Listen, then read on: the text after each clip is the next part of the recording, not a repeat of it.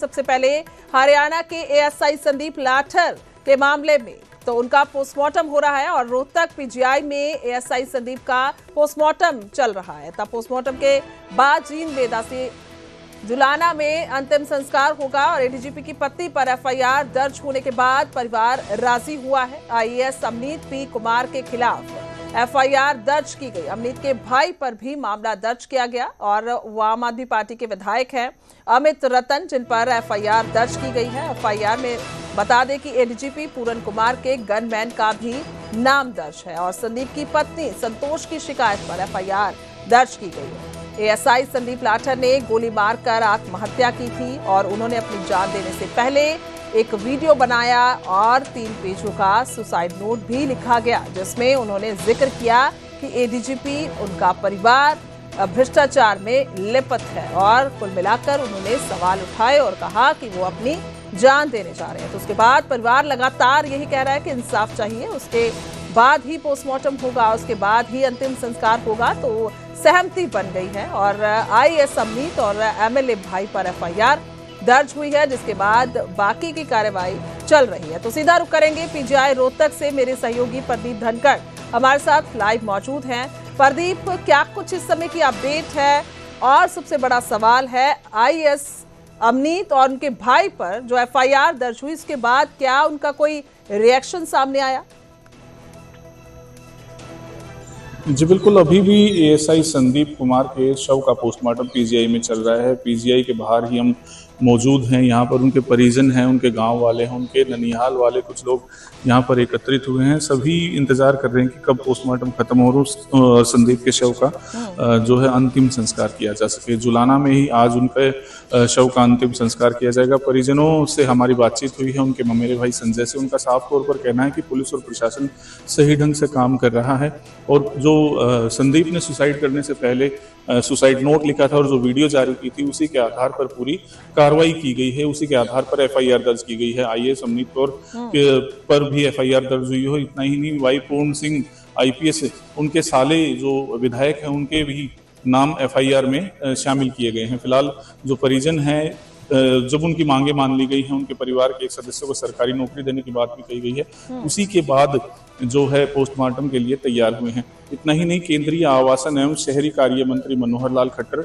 जो कि हरियाणा के पूर्व मुख्यमंत्री रहे हैं, उन्होंने भी परिजनों से मुलाकात की है, जांच का उचित आश्वासन दिया है और सभी मांगे मानने की जानकारी भी पीजीआई में पहुंचकर उन्हें दी है। वो परिजनों से मुलाकात की और उनका ढांढस भी बंधाया है।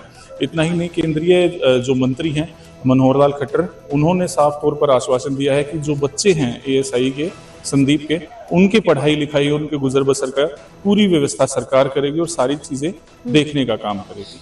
जी गुजर। प्रदीप, इसमें बड़ा सवाल है जिसका जिक्र मैंने पहले भी किया, क्या आईएएस पत्नी जो हैं अमनीत और उनके भाई, उनका कोई रिएक्शन आया? एफआईआर उन पर दर्ज हुई है जो इल्जामात लगाए गए संदीप की ओर से।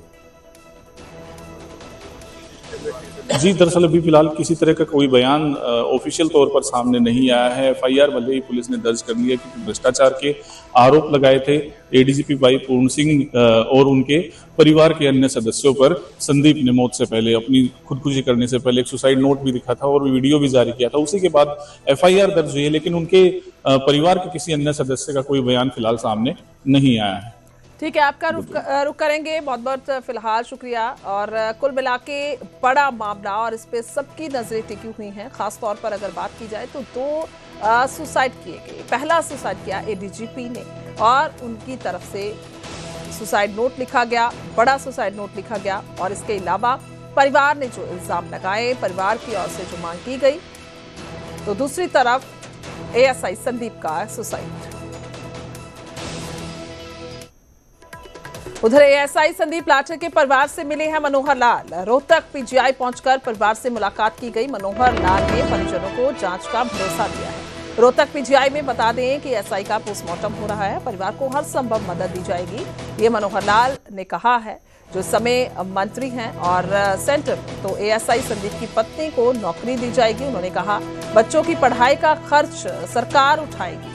तो ये सारी मांगे मानी गई हैं, जिसका जिक्र भी हमारे सहयोगी थोड़ी देर पहले कर रहे थे कि मांगे मानने के बाद ही परिवार राजी हुआ है। परिवार ने हाँ भरी है कि पोस्टमार्टम करवाएंगे, उसके बाद अंतिम संस्कार किया जाएगा।